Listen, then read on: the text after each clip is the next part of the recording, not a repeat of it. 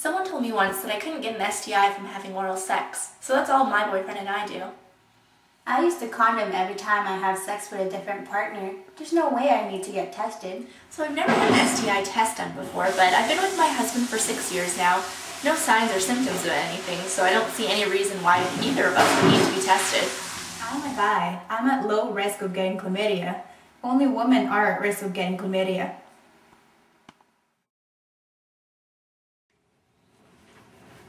Alright, so if you can come with me, please. You can have a seat right here, and when your turn is up, you'll see your number on the board, and you can go into waiting room 3. Okay, thanks. You're welcome. Oh, chlamydia.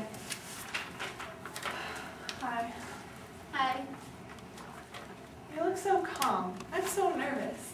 Oh, how come you're nervous? Well, I've never had an STI test before, and my partner and I are thinking of having a baby.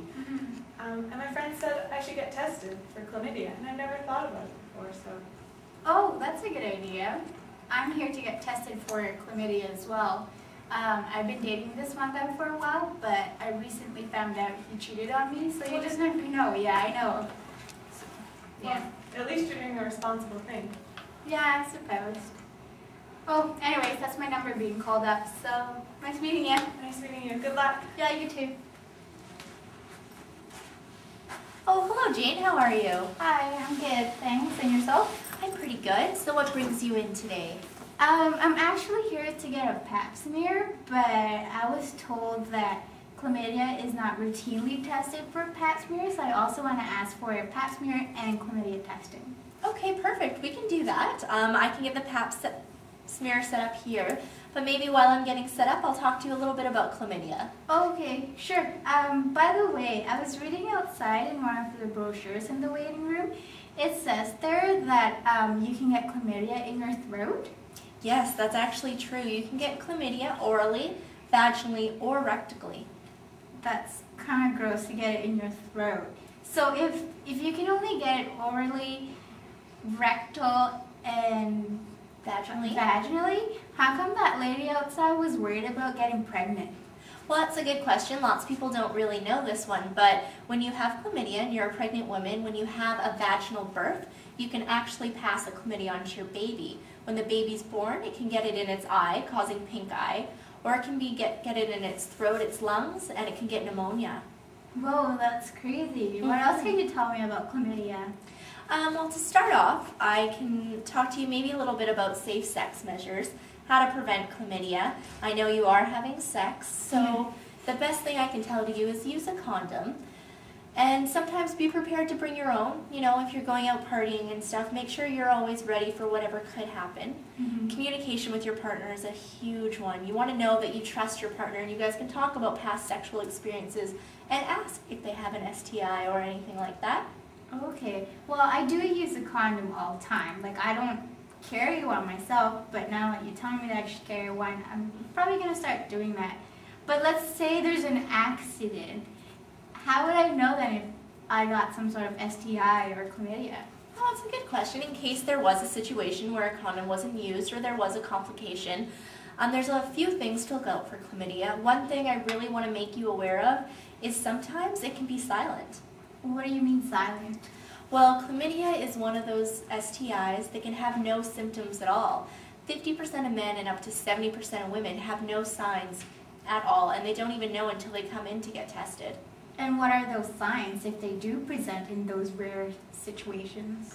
Okay, well, if a woman gets chlamydia, there can be some burning, pain when she's peeing or while during intercourse. There's going to be some discharge. You're going to have blood flow in between menses periods. You can get nausea and fever. And if it progresses, you can get pelvic inflammatory disease, which is where you'll get abdominal pain and lower back pain as well. And one thing to really know about symptoms of chlamydia, if they go undiagnosed and you aren't treated, they can progress, leading to ectopic pregnancies, premature birth of your baby, or being infertile. What's ectopic? It's when your baby starts to reproduce or starts to grow in your ovaries instead of your uterus, which can be detrimental to you and the baby. And it's called ectopic? Yes. Oh, okay. Mhm. And how about for men, just in case, my boyfriend? Well, for men, the symptoms are kind of similar. There's going to be some discharge, some irritation while urinating, and there can be some pain and itching around the opening of the penis. And if this were to be rectal chlamydia, same symptoms. There's going to be discharge, there's going to be pain, and there's going to be bleeding. Oh, okay. So today when I go in there to get tested for chlamydia and I get my results for positive chlamydia, what should I do? Well, it's not very complicated. When you get chlamydia, it can be treated and with a dose of antibiotics. They range from 1 day to 2 weeks. Oh, okay. And then I'll be cured? Yeah, well, it is curable, so that should do the trick. One thing we'll ask of you, though, while you're on your treatment is that you refrain from having sexual intercourse, just to make sure you aren't passing it on to other people or you aren't being reintroduced to it. If you have a partner, get him tested as well, and maybe track down your last partner or track down until you find out where you got the chlamydia from. And then after your dose of antibiotics, we'll ask you to come back here, you'll do another urine test, and if you're all cleared up, you're good to go.